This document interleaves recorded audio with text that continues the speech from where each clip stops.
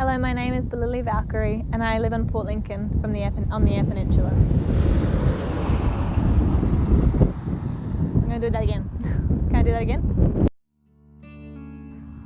Hello, my name is Belili Valkyrie and I live in Port Lincoln on the Eyre Peninsula. Port Lincoln is on Bangala country and I would like to pay my respects to their elders past, present and emerging. I would also like to acknowledge the communities from where you come from and are watching this video. And I would like to acknowledge Indigenous culture Australia-wide. I am a dancer, performer, visual artist, teacher and facilitator. I really identify with the saying, Jack of all trades, master of none. This is the youth hub where Passionist Productions, the local theatre group that I'm involved in, currently resides. I am a member of Passionist Productions.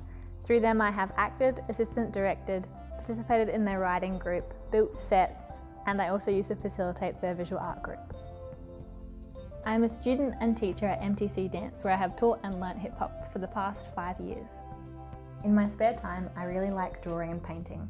Last year I had my first exhibition during the Sala Festival.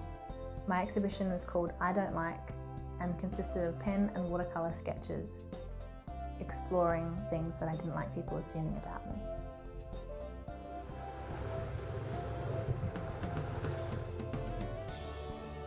I've been lucky enough to be involved in groups, committees and events such as Salt Festival, Art Squad, Tunerama and Fame Awards. My main art form, however, is getting involved in stuff, and that's the main skill I'd like to talk about today and hopefully help you guys learn a bit more about if you so desire. When I finished school, I was super ready to go to university, live in the city, experience the arts, culture and meet interesting people. What ended up happening though was I found all of that in this very town that I was born in. I joined Passionist when I was in year 12 and actually living half an hour out of town. I was lucky enough to have the support of my mum, who drove me into town every week for their drama group on Sundays until I could drive myself. I found out about Passionist through my mum, who found out through a workmate who was a member. One of the first steps of getting involved in cool stuff in your community is by finding out that it exists. Word of mouth is one really good way of doing this, but you can't always stand there with a sign that says, "Tell me about cool stuff happening." So you can't always control if someone comes up to you and tells you about exciting things. One way you can make it easier though is by telling people what you're wanting to get involved in and things that you're interested in. For me, I had it a little bit easy here, where I would tell my mum everything, and in this case anyway, she did the talking for me. Another way to find out about a lot of stuff happening is through social media. Again, obvious, but I find it super useful. I follow every community page from my surrounding area to find cool stuff pop up. There is also a bunch of places on social media to find out about cool artsy stuff happening in a wider sense, and some completely online. For those of us who fit into the youth category, Regional Creative Youth is a Facebook page that's a pretty good place to start. Okay, so you found out about the cool stuff, now what? You go get involved. For some of you that may be as easy as walking through the front door.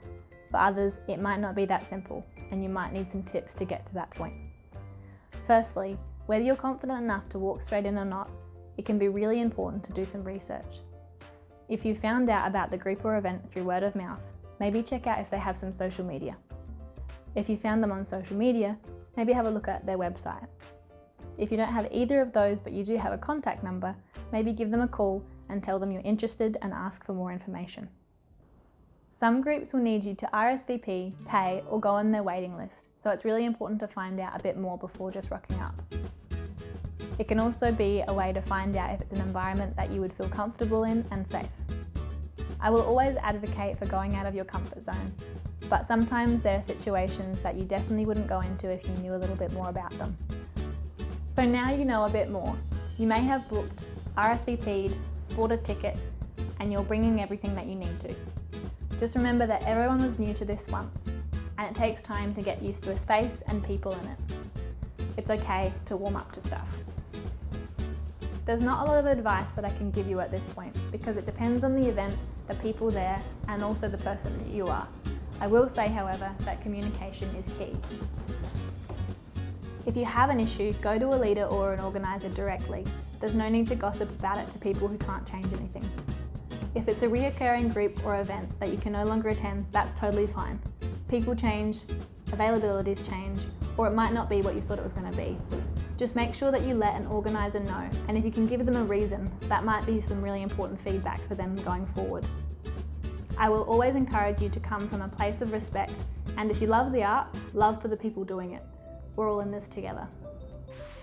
So what if you're a creative that wants to learn from others, but you're not into the whole events or group sort of setting? That's fair enough. There are a lot of ways to get involved in the arts without a lot of people.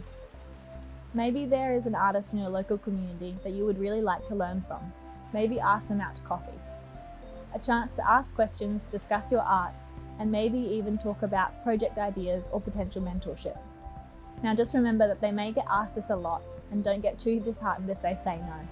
Their time is precious, and some artists don't like giving out guidance or advice for free.